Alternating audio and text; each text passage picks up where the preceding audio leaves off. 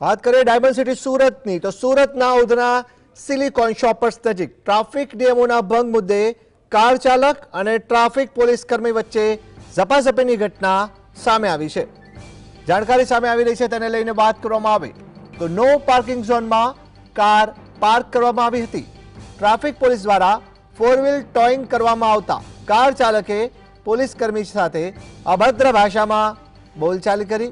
બાદમાં સમગ્ર મામલો ગરમાયો અને કાર ચાલકે ટ્રાફિક પોલીસ કર્મી સાથે ઝપાઝપી કરી હોવાનો આરોપ લગાવવામાં આવ્યો છે। વિડીયો જે સામે આવ્યો છે તેમાં સ્પષ્ટપણે દ્રશ્યોમાં જોવા મળી રહ્યું છે। આ ઝપાઝપીના દ્રશ્યો સામે આવી રહ્યા છે।